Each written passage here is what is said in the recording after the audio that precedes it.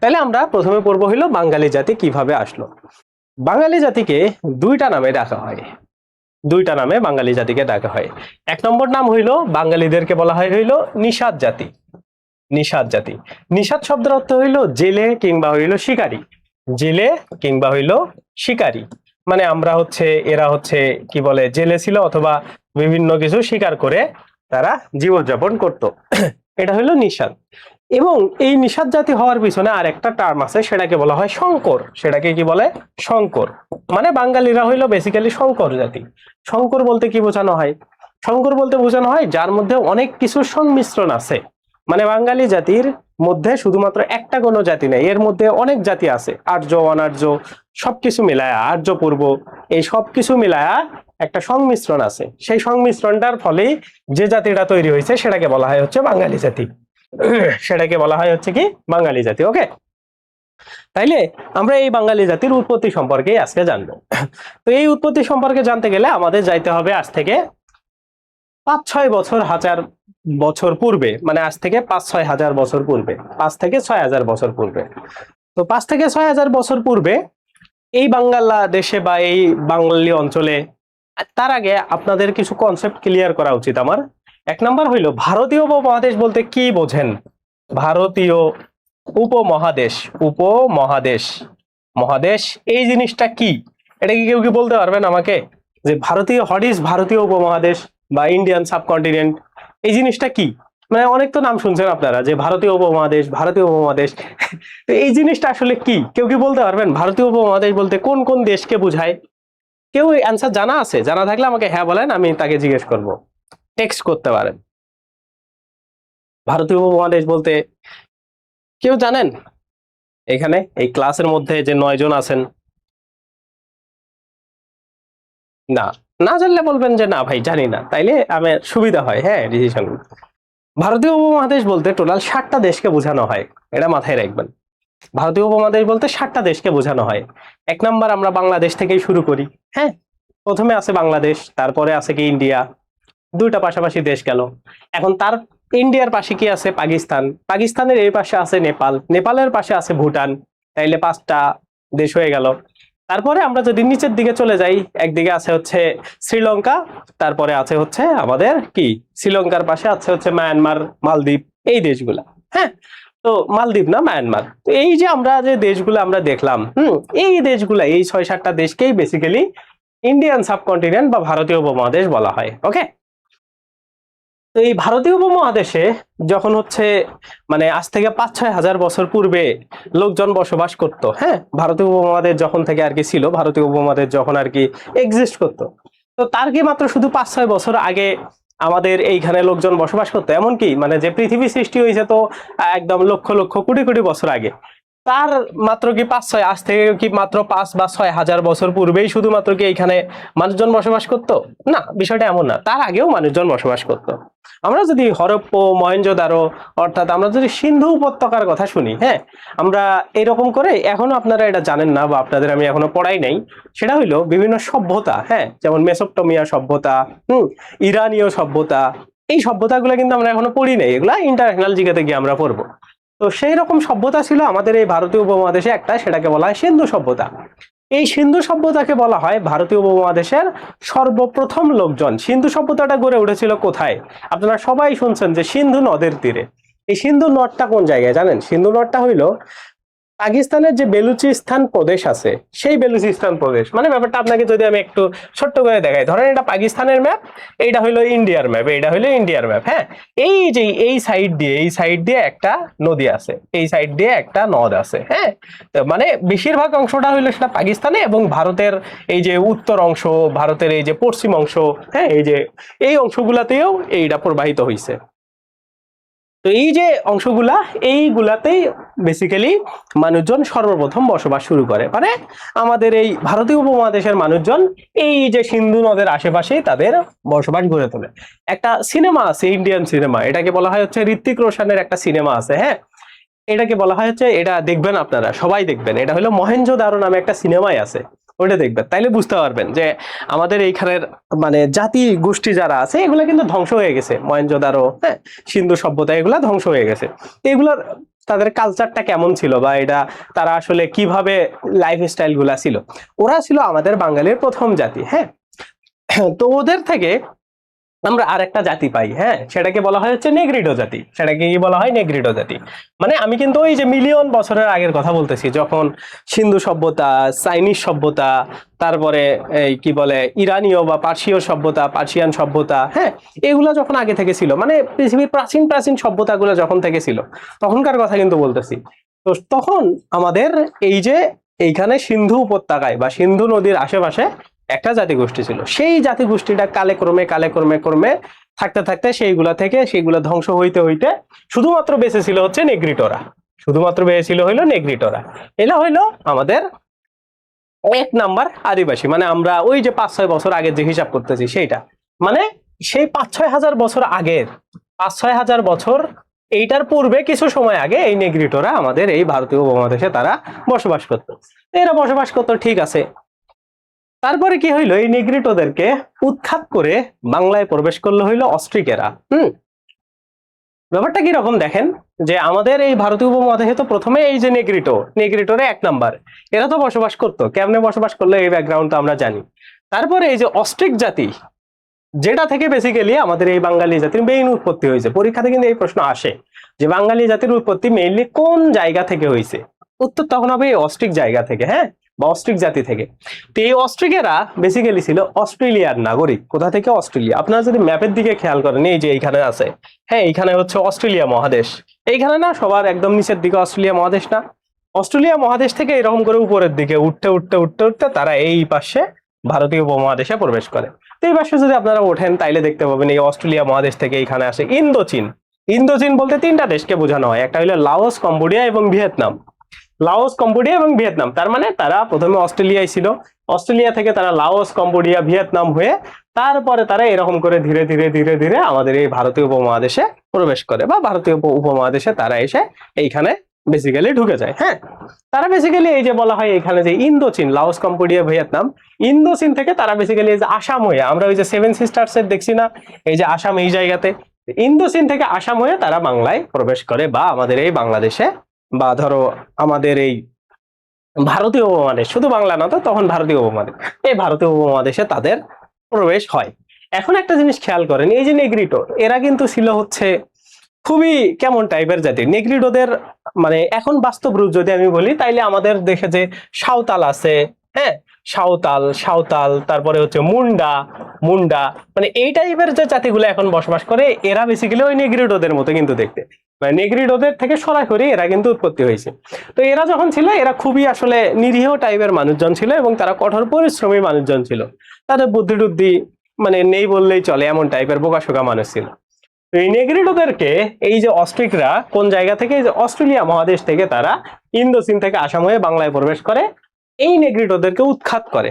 উৎখাত মানে কি? তাদেরকে এই জায়গা থেকে বের করে দেয়। তাদেরকে এই জায়গা থেকে বের করে দেয়। ব্যাপারটা এমন না, তাদেরকে বের করে দেয় না। উৎখাত মানে বোঝানো হচ্ছে যে তাদেরকে তারা নিজেরা কাজ করায়, মানে তাদেরকে দিয়ে বিভিন্ন কাজ করায়, পরিশ্রমী জিনিস যেগুলো আছে সেগুলা করায়। করানোর ফলে তারা বেসিক্যালি ওয়ান কাইন্ড অফ একসাথে মিশে যেয়ে তাদেরকে আর কি মানে বিভিন্ন কাজে দাসবন্দি এরকম করে, বা ধরেন এরা তো শিকারী জাতি ছিল, শিকারে পাঠায় দিল। ধরেন একটা হরিণ শিকার করতে হবে, এখন হরিণ শিকারের রিস্ক আছে, ওই নেগ্রিডো লোককে পাঠায় দিয়ে বললো যে তুই ওই হরিণটাকে ধরবি, বাঘ খাইলে তোরে খাক, আমাদের যাতে না খায়। এরকম করে তাদেরকে আর কি ইউজ করা হয়। তো তারপরেও বিভিন্ন ঐতিহাসিক যারা আছে তারা বলে যে তাদেরকে উৎখাত করে দিছিল, মানে বের করে দিছিল। কিন্তু অনেকে বলে এইরকম যে তাদেরকে ইউজ করতো। এইরকম করে তারা 5-6 হাজার বছর পূর্বে তাদেরকে এই জায়গা থেকে উৎখাত করে বা তাদেরকে ইউজ করে মেইনলি এই বাংলা দখল করে নেয় কারা? এই যে অস্ট্রিকেরা। এই অস্ট্রিকদেরকেই বলা হয় নিষাদ জাতি, এবং এরা এসে এখানে দীর্ঘদিন বসবাস করা শুরু করে। এই দীর্ঘদিন বসবাস করতে করতে করতে করতে প্রায় আরো অনেক বছর পরে, হ্যাঁ, যেমন আমরা 5-6 হাজার বছর পূর্বে ছিলাম, এখন যদি আমরা আসি 4,000 বছর পূর্বে, 5-6 হাজার বছর পূর্বে পরে, মানে ধরেন আরো 1,000 বছর পরে, 4,000 বছর পরে, মানে 1,000 বছর পরে পরে, এটা হচ্ছে 4,000, আজ থেকে প্রায় 4,000 বছর আগের ঘটনা। হ্যাঁ, আমরা তো 5,000 ঘটনার আগে বললাম, তখন এই যে অস্ট্রিকেরা আসছিল। তো 5-এর থেকে যদি আমরা 4-এ আসি, এখন 4,000 বছর পূর্বে তারপরে আগমন হয় এই দ্রাবিড় জাতিদের। এই দ্রাবিড়রা ছিল খুবই ট্যালেন্টেড জাতি, সভ্যতায় এরা অনেক বেশি উন্নত ছিল। এরা বেসিক্যালি মানে ধরেন কেমন ছিল, এরা বিভিন্ন আর্কিটেকচার বানাইতে পারতো। আর্কিটেকচার মানে কি, মানে আর্কিটেকচারাল জিনিস মানে কি, তারা স্থাপত্য তৈরি করতে পারতো, বিভিন্ন স্কাল্পচার তৈরি করতো। স্কাল্পচার মানে কি, বিভিন্ন ভাস্কর্য তৈরি করতো। হ্যাঁ, তারা ড্রয়িং, পেইন্টিং, চারুকলা, এই রিলেটেড জিনিসগুলোতে তারা অনেক বেশি দক্ষ ছিল। এবং এই জিনিসগুলো দেখবেন যারা খুবই ট্যালেন্টেড তাদের মধ্যে থাকে, তো তারা এইসব জিনিসে অনেক বেশি এক্সপার্ট ছিল। তো তারা কি করে, তারা আমাদের এই ভারতীয় উপমহাদেশে আসে। কোন জায়গা থেকে? তারা বেসিক্যালি চলে আসে ইউরোপের বিভিন্ন জায়গা থেকে। ইউরোপ হয়ে তারা বেসিক্যালি ছিল, ইউরোপের উরাল পর্বতমালা আছে, সেই উরাল পর্বতমালা, তারপরে হচ্ছে ওই রাশিয়ার আশেপাশে ব্ল্যাক সাগর বা কৃষ্ণ সাগর আছে, সেই কৃষ্ণ সাগর, উরাল পর্বতমালা, এই জায়গাগুলা থেকে তারা ধীরে ধীরে ওই জায়গাগুলোর নিচের দিকে যদি আপনারা দেখেন ম্যাপের, হ্যাঁ আমি যেগুলো বলতেছি এভাবে খেয়াল করবেন, যে এই জায়গাতে আছে ধরেন রাশিয়া, তারপরে আছে উরাল পর্বতমালা, তারপরে এই যে এখানে ব্ল্যাক সি, তারপরে মেডিটেরিয়ান সি। হ্যাঁ, ব্ল্যাক সি মানে কালো সাগর, মেডিটেরিয়ান মানে কৃষ্ণ সাগর, আর মেডিটেরিয়ান সি মানে হচ্ছে ভূমধ্য সাগর।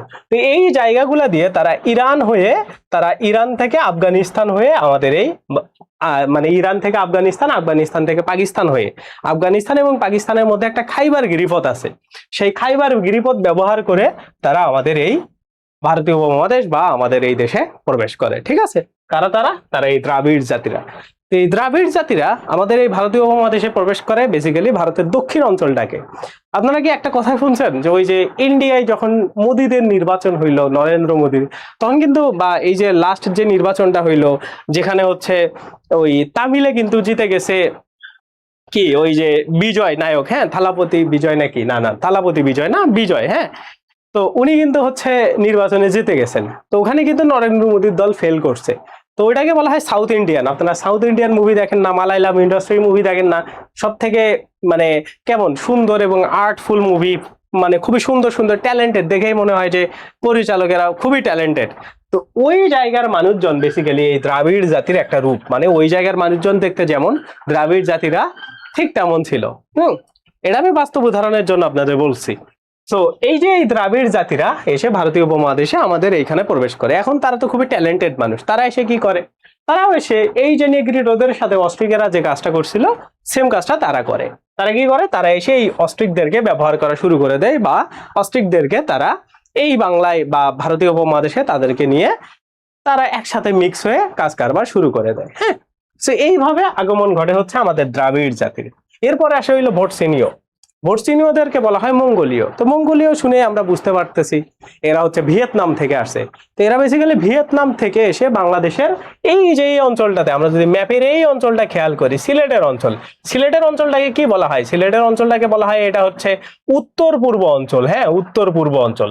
সেই উত্তর পূর্ব অঞ্চল দিয়ে তারা এই যে এইখানে ভিয়েতনাম, ভিয়েতনাম থেকে উত্তর পূর্ব অঞ্চল দিয়ে আমাদের এই ভারতীয় উপমহাদেশে এই ঠিক সমসাময়িক সময়ে, মানে যখন এই দ্রাবিড়ীয়রা 4000 বছর পূর্বে আসে, তখন তার কিছু পরে ধরেন 3500 বছর পূর্বে আজ থেকে এই ভটসিনীয় বা মঙ্গোলীয়রা এই ভারতীয় উপমহাদেশে প্রবেশ করে। ঠিক আছে, তাহলে এইভাবে আমাদের যারা এই রকম করে প্রায় আজ থেকে 3000 বছরের আগ পর্যন্ত যারা আমাদের এই ভারতীয় উপমহাদেশে আসছে, তারাই বেসিক্যালি এই যে আমাদের প্রাক আর্য বা অনার্য তাদেরকে বলা হইতো।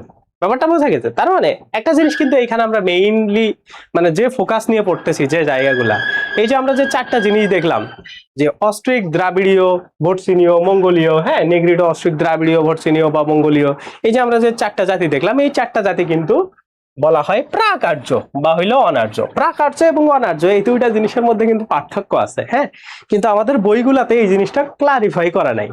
প্রাক আর্য মানে কি জানেন? প্রাক আর্য মানে হইলো, ধরেন এটা হইলো আর্য জাতি, এটা হইলো আর্য জাতি যারা 0 সালে আমাদের এই ভারতীয় উপমহাদেশে আসছে। প্রাক আর্য মানে হইলো এই আর্যদের পূর্বে, মানে সময়ের হিসাবে, হ্যাঁ আর্যদের পূর্বে যারা এইখানে চলে আসছিল তাদেরকেই বলা হবে প্রাক আর্য। মানে আর্যরা আসার পূর্বে যে কোনো সময়ে যারা আসছিল তাদেরকে বলা হয় হচ্ছে প্রাক আর্য।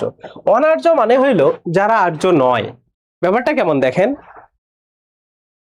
আমরা যদি এরকম করে বলি যে আমাদের দেশে যে মানে যারা উপজাতি বাস করে, হ্যাঁ, বা ধরেন আমি যদি এরকম করে বলি যে আমাদের দেশে যারা মানে ক্ষুদ্র জাতিসত্তা বা ক্ষুদ্র নৃগোষ্ঠী আছে, এরা আসলে কি? আমি যদি এরকম করে বলি যে এরা আসলে কি, এরা মানে অনার্য নাকি আর্য?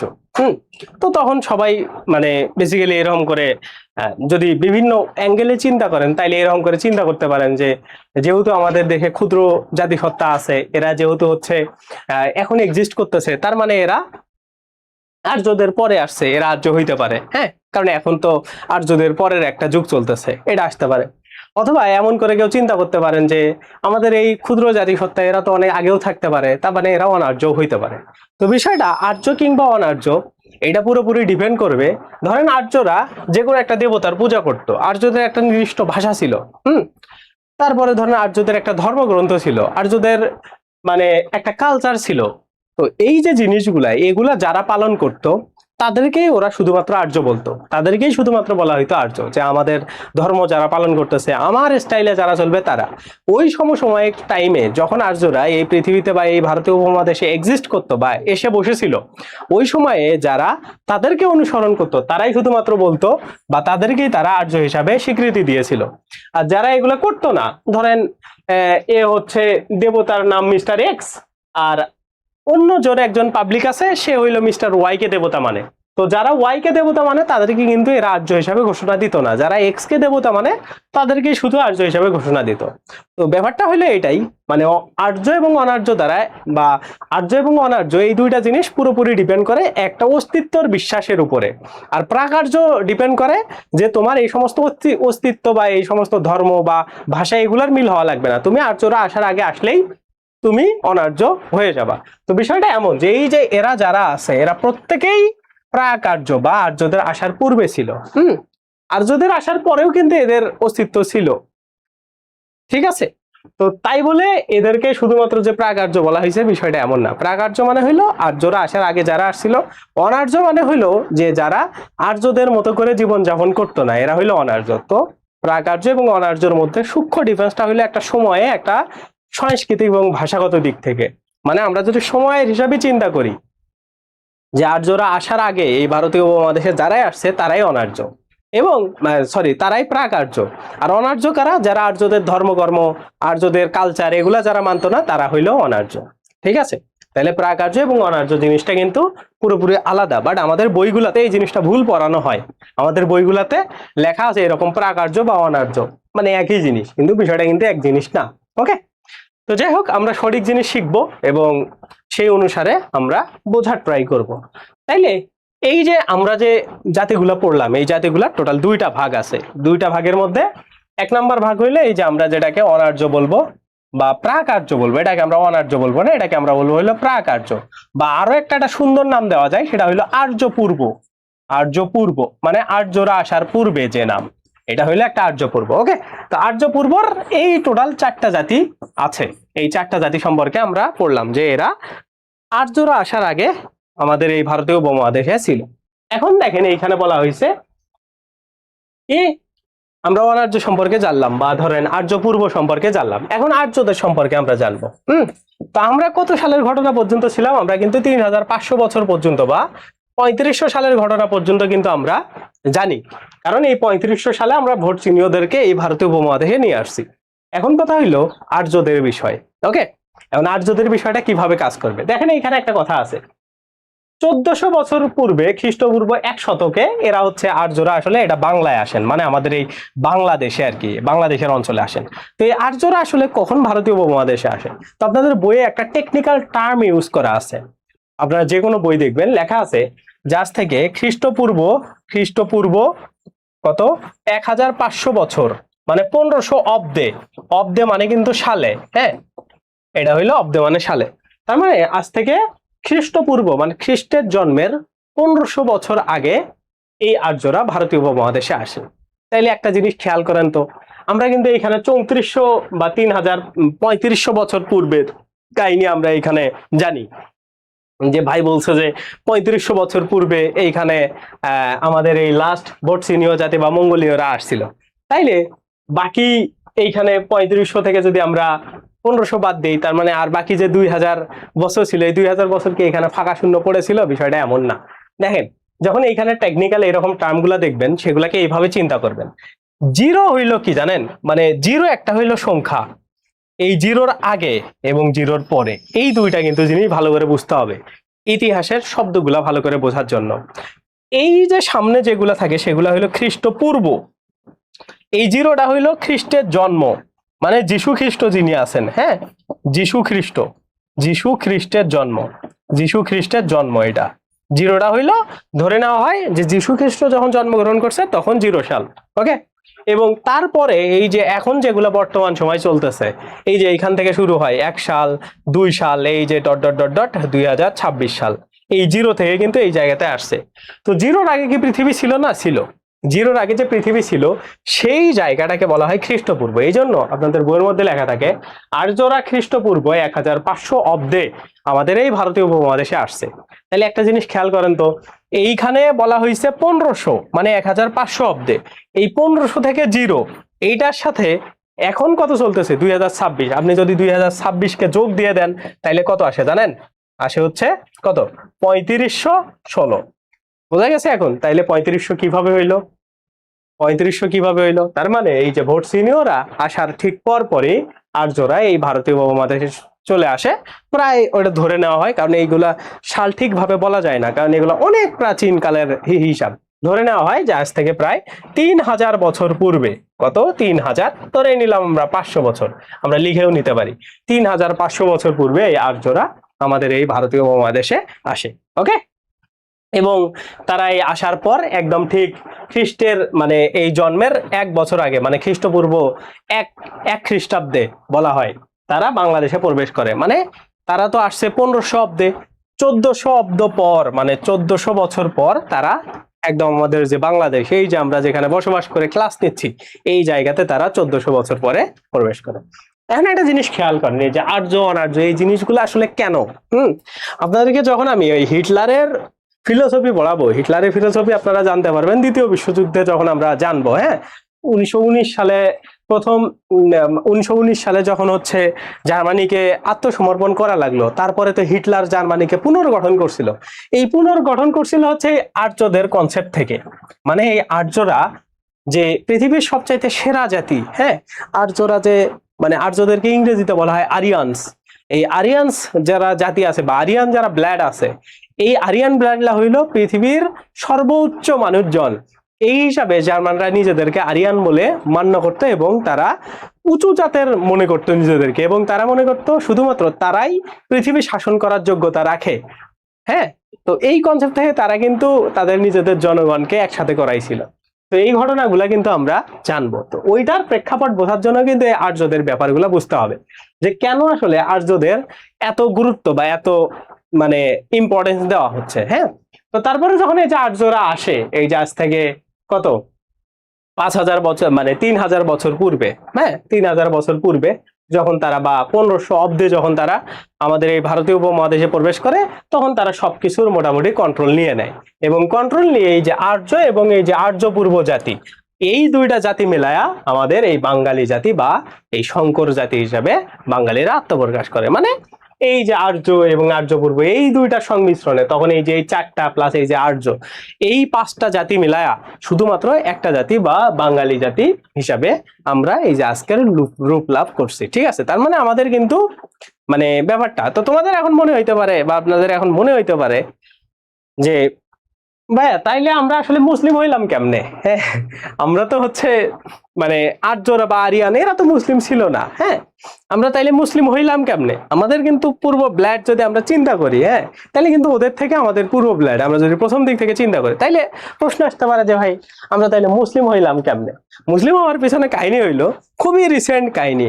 আমরা যখন এই যে মৌর্যগুপ্ত, গৌড়পাল, সেন তুর্কি, এই যে এরা যখন আমাদের এই মানে আমাদের এই কি বলে 0 সাল থেকে শুরু করে এরকম করে যখন আমরা শঙ্কর জাতি হিসাবে থাকা শুরু করলাম না, তারপরে ধীরে ধীরে ধীরে ধীরে আমাদের যাত্রীটা মানে জার্নিটা শুরু হবে আলেকজান্ডারকে দিয়ে। হ্যাঁ, কেমনে? এই যে এগুলা যখন সব কাহিনী, এগুলা বাঙালি জাতির উৎপত্তি, আমরা সবকিছু, যে আর্যরা আসলো, সবকিছু কাহিনী এইভাবে চলতেছিল, চলতে চলতে আলেকজান্ডার পুরো পৃথিবী মানে কি বলে সে জয় করবে। হ্যাঁ, আলেকজান্ডার কে ছিলেন? আলেকজান্ডার ছিলেন হচ্ছে ওই যে আমরা জানি না যে সক্রেটিস, প্লেটো, ওই যে আপনারা একটা সূত্র জানেন না যে এসপিএএ, মানে হচ্ছে প্রথমে হচ্ছে সক্রেটিস ফিলোসফার, তিনি হচ্ছে সবার গুরু।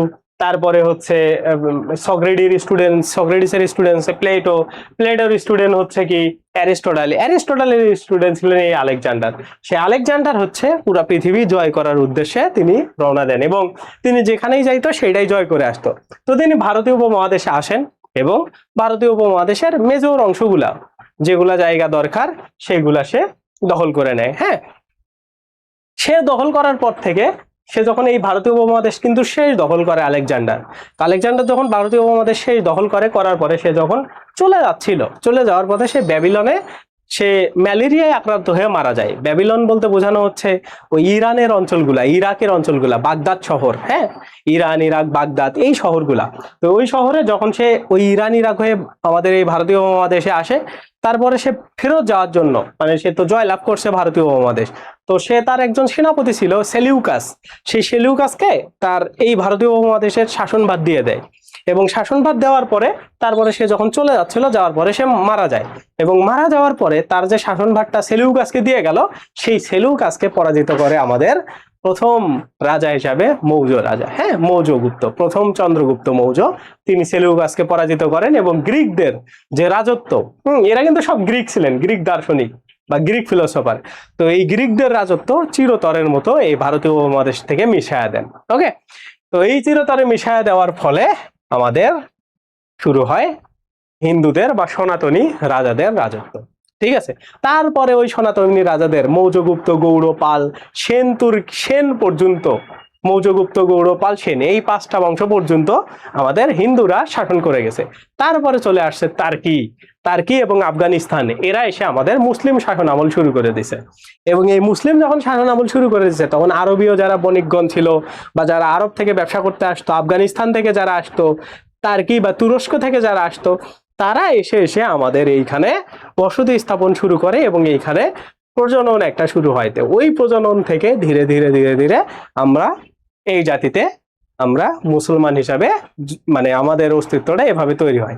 এবং যারা হিন্দু ছিল তারাও কিন্তু ওই যে যারা আগে রাজা ছিল, হ্যাঁ, যখন হচ্ছে এই সুলতানি আমল বা দিল্লি সালতানাত চলতো তখনও তো হিন্দু রাজারা ছিল, তাদের থেকে এই হিন্দুর প্ল্যাটফর্মটা শুরু হয়। তো এইভাবে দুইটা ধর্মের কিন্তু আমাদের এই ভারতীয় উপমহাদেশ বা আমাদের এই উপদেশ, মানে আমাদের এই পুরো ভারতীয় উপমহাদেশে বাংলাদেশ, ভারত, পাকিস্তান, শ্রীলঙ্কা, এগুলাতে বিভিন্ন ধর্ম সৃষ্টি হয়। হ্যাঁ, তো আমি জাস্ট হিন্দু আর হচ্ছে আমাদের যেটা কাছাকাছি এই দুইটারে উদাহরণ দিলাম। তো এরভাবে আরো মিক্স হয়েছিল, যার কারণে বৌদ্ধ, খ্রিস্টান এগুলাও ধীরে ধীরে হয়েছে। খ্রিস্টান, বৌদ্ধ এগুলা হওয়া শুরু হয়েছে ধরেন ওই কি বলে খ্রিস্টান ধর্মের প্রচলন শুরু হয়েছে যখন ব্রিটিশরা চলে আসছে। ব্রিটিশরা এসে আমাদের এই ভারতীয় উপমহাদেশে তারা বেসিক্যালি কি করতো, যে ব্রিটিশরা যখন আসছে তারা এসে আমাদের এই ভারতীয় উপমহাদেশটাতে তারা বেসিক্যালি বাণিজ্য এবং ধর্ম প্রচার করতো। হ্যাঁ, তো তারা খ্রিস্টান ধর্ম প্রচার করতো। সেইভাবে বিভিন্ন ধর্মের বা বিভিন্ন জিনিসের উৎপত্তি আমাদের হয়। ওকে, তাহলে আমরা একটা ক্লিয়ার কনসেপ্ট বা আমরা একটা মেইন জিনিস, এই যে ব্যাকগ্রাউন্ড গুলা এগুলার পিছনে এই জিনিসগুলা কিন্তু জেনে গেলাম। ওকে, এই জিনিসগুলো আমরা জেনে গেলাম। তাইলে আমাদের মোটামুটি বাঙালির উৎপত্তি বা কি হইলো আমরা এই জিনিসগুলা কিন্তু ধীরে ধীরে বুঝতে পারলাম বা বুঝলাম। এখন লাভ কি? এখন শোনেন, আপনারা যারা ক্লাস থেকে লিভ নিচ্ছেন বা যারা এই যে কয়েকজন দেখলাম বের হয়ে গেছেন, তো তারা আমার ক্লাস করে বা কেউই আমার ক্লাস করে সরাসরি আপনারা এমসিকিউ কমন পাবেন না। যে ভাই হচ্ছে এইরকম করে দাগায় দাগায় দেখায় দিচ্ছে যে এটা এই লাইন এটা ইম্পর্টেন্ট। সো এটা না আমি আমার নিজের এরকম করে পড়াইতে ভালো লাগে না। সেই জন্য আমি আপনাদের চেষ্টা করব যে পুরো জিনিসগুলাকে বোঝানোর জন্য এই সাধারণ জ্ঞান কোনোদিন কি পড়তে হয়, মানে মাস্টারের কাছে কি এসে পড়তে হয় না, এটা তো নিজেও পারা যায়। তাইলে আপনারা যে কাজটা নিজেও পারবেন, নিজে দাগায় দাগায় পড়তে পারবেন, ওইটা আমি কেন দিব আপনাদেরকে আমি লাইন দেখায় দিব যে এইভাবে এটা পড়েন, জিনিসটা হইলো এইটা। তারপরে আপনি যখন পড়তে যাবেন, আপনি যখন এই নেগ্রিডো অস্ট্রিক পড়বেন, হ্যাঁ, যে অস্ট্রিকদেরকে বলা হয় জেলে বা নিষাদ জাতি, অস্ট্রিকটা এই জায়গা থেকে এমনি আসছে, তো এইগুলা যখন আপনি পড়বেন তখন আমার ব্যাকগ্রাউন্ডের কথাগুলোর সাথে আপনি মিল পাবেন এবং আপনার পড়াটা তখন ভালো লাগবে এই হচ্ছে জিকে ক্লাস। হ্যাঁ, আমাদের বাংলাদেশের টিচারদের সমস্যা না, সমস্যা হইলো আমাদের স্টুডেন্টদের।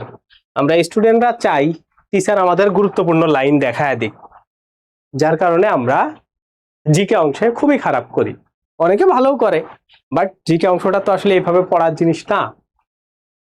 ঠিক আছে, তো যাই হোক, আমি আপনাদেরকে এই বেসিক বাঙালির ইতিহাসটা এটা বোঝানোর ট্রাই করলাম, বা এই জিনিসটা বুঝলাম। তাহলে এই যে আমি যে জিনিসগুলা বললাম, এইগুলা থেকেই মোটামুটি আপনারা 1 মার্ক ইজিলি কমন পেয়ে যাবেন। হ্যাঁ, তো এই যে এগুলা লাইন দিয়ে পড়ানোর মতো যে জায়গাগুলা দাগায় দাগায়, সেগুলা আমি কালার করে দিছি, আমি স্লাইড দিয়ে দিব। এইটা আপনারা একবার রিডিং করে নেবেন, তাইলে আমি যা কিছু বলছি সবকিছু এগুলার মধ্যে আছে। হ্যাঁ, যেমন এই যে দেখেন এইখানে প্রশ্ন আছে কি, কোন গোষ্ঠী থেকে বাঙালি জাতির প্রধান অংশ গড়ে উঠেছে? এই যে অস্ট্রিক, নিষাদ, ভর্সিনীয়, এই যে আমরা কিছুক্ষণ আগেই তো দেখলাম। খ নম্বর কি, অস্ট্রিক জাতি, এগুলা থেকেই বাঙালি জাতির প্রধান ভিত্তি গড়ে উঠেছে। ঠিক আছে, এইগুলাই প্রশ্ন আসে, এগুলাই প্রশ্ন আসে, এছাড়া আর বেশি প্রশ্ন নাই। আর এইখানে কিছু বইয়ের নাম আছে, তার মধ্যে শুধুমাত্র এইটাই সবচাইতে বেশি, মানে কি, সবচাইতে বেশি গ্রহণযোগ্য। আচ্ছা, আমার কেউ বলতে পারবেন এই যে একটা বইয়ের নাম দেখেন এখানে কি আছে? ঋগ্বেদ। এটার নাম হচ্ছে ঋগ্বেদ। ঋগ্বেদ, ঋগ্বেদ। আর নিচে লেখা আছে কি, ঐতরেয় আরণ্যক। আরণ্যক মানে এই জিনিসটার সাথে এটা কানেক্টেড। এবার এরা মাকে বলেন তো, এই যে ঋগ্বেদে যে ঐতরেয় আরণ্যক আছে, এই ঐতরেয় আরণ্যকটা কি মানুষের নাম না কি নাম বলেন তো, বা লেখকের নাম? এটা সম্পর্কে কে কি জানেন? ঐতরেয় আরণ্যক এবং ঋগ্বেদ, এই জিনিসটা সম্পর্কে কেউ কিছু জানেন? বলতে পারবেন? ভুল হইলেও সমস্যা নেই। যে মানে কি মনে হইতেছে বলেন তো, উপরে ঋগ্বেদ নিচে ঐতরেয় আরণ্যক। ধরেন এই যে আমি একটা বই লিখলাম, ধরেন জিকে ভুলভাল, আমার বইয়ের নাম জিকে ভুলভাল। হ্যাঁ, এবার আমি নিচে লিখে দিলাম সাইম সাকিব। সাইম সাকিব, এটা দ্বারা কি বোঝায়? যে জিকে ভুলভাল বইটা সাইম সাকিব লিখছে। তো ব্যাপারটা কি এমন? ঋগ্বেদ, ঐতরেয় আরণ্যক, কেউ কি বলতে পারবেন এই জিনিসটা কেন? বা এটা কি আপনারা তো পড়েন যে ঋগ্বেদের সাথে ঐতরেয় আরণ্যকের কানেকশন আছে, তো এই ঐতরেয় আরণ্যক এবং ঋগ্বেদ এই জিনিসটা কি কেউ কি জানেন? বলতে পারবেন? কারো কিছু বলার ইচ্ছা হচ্ছে? বলেন তো দেখি, আমি শুনি একটু। হ্যাঁ হ্যাঁ, অবশ্যই। আর্যদের ধর্মগ্রন্থের নামে ওইটা থেকে ঋগ্বেদের সৃষ্টি হয়েছে। ঋগ্বেদ হচ্ছে গিয়ে বাংলা লিপির গ্রন্থ। ঋগ্বেদ কি? বাংলা লিপির গ্রন্থ। হ্যাঁ, তারপর? আমি তো এই প্রশ্ন করি নাই, আমি তো ওই প্রশ্ন করি নাই। বেদ থেকে ঋগ্বেদ সৃষ্টি হয়েছে, বেদ থেকে তো শুধু ঋগ্বেদ সৃষ্টি হয় নাই, বেদ থেকে 4টা জিনিসের সৃষ্টি হয়েছে, তাই না? যদি আপনার জানা থাকে, তাইলে তো বেদ থেকে 4টা, ঋগ্বেদ, অথর্ববেদ, হ্যাঁ, যজুর্বেদ, সবগুলোই তো সৃষ্টি হয়েছে। এরকম তো বেদের তো 4টা অংশ আছে, তার মধ্যে একটা অংশের নাম হইলো ঋগ্বেদ। এখন শোনেন আমি বলি,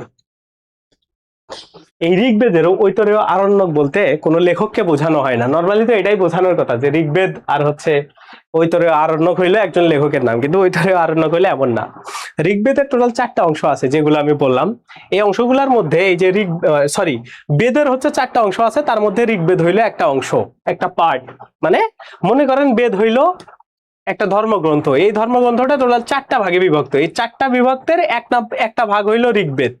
ওকে, এই ঋগ্বেদের কিছু কাহিনী আছে, ঋগ্বেদের কিছু কাহিনী আছে, সেই কাহিনীগুলা জঙ্গলের মধ্যে গিয়ে বা অরণ্যের মধ্যে গিয়ে রচনা করা হয়েছিল।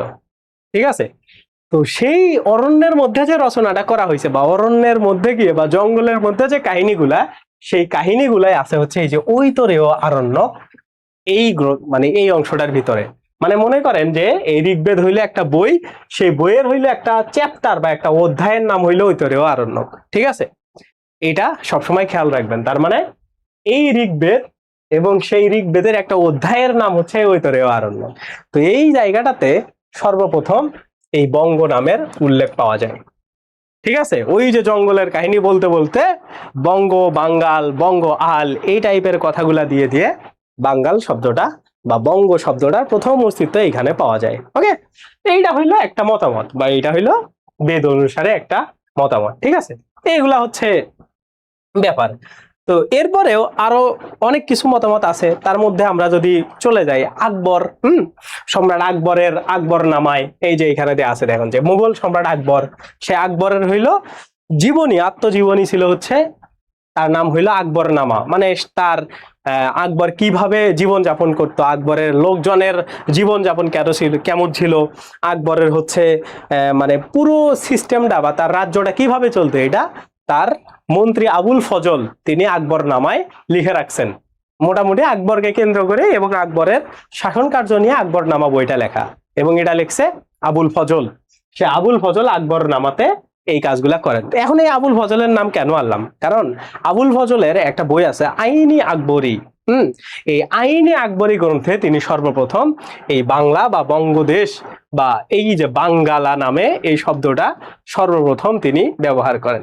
এই বাঙ্গালাটার উৎপত্তি তিনি করেন এইভাবে যে বঙ্গ প্লাস হচ্ছে আল, মানে বঙ্গদেশে অনেকগুলো আল থাকে। আল বোঝেন? যারা ওই যে দেখছেন না ধানের জমি, আপনারা দেখছেন ধানের জমি, ধান চাষ করা হয় কোন কোন জমিতে, আলু চাষ, ধান চাষ। কৃষিকাজ সম্পর্কে কারো আইডিয়া আছে এখানে? ধানের জমি এগুলো দেখেন নাই আপনারা জীবনে? ধানের জমি কেমন কেউ দেখছেন? হ্যাঁ, ধানের জমিতে এই যে ধরেন, এইটা ধরেন এ ব্যক্তির ধানের জমি, এটা বি ব্যক্তির ধানের জমি, এইটা এটা হইলো সি ব্যক্তির ধানের জমি। এই যে মাঝখান দিয়ে কিন্তু হাঁটাহাঁটি করার জন্য বা এই জমিটা বেঁধে রাখার জন্য মাটি দিয়ে ভরাট করে রাখা হয়, এগুলাকে বলা হয় আল। তো এই যে বঙ্গযোগ আল বা এই যে আল শব্দটা, এই দুইটা কানেক্ট করে বাঙ্গালা বা বাঙ্গাল এই শব্দটা সর্বপ্রথম আসছে। তিনি হচ্ছে, এটা আসছে কোন জায়গা থেকে? আইনি আকবরী গ্রন্থ থেকে, এটা আবুল ফজলের।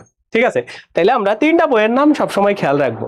একটা হইলো কি আকবরনামা, তারপরে হচ্ছে আইনি আকবরী, আর এই যে আমরা এটা এখানে দেখলাম ঐতরেয় আরণ্যকের, ঐতরেয় আরণ্যক অধ্যায়, ঋগ্বেদের ঐতরেয় আরণ্যক অধ্যায় সম্পর্কে। ঠিক আছে।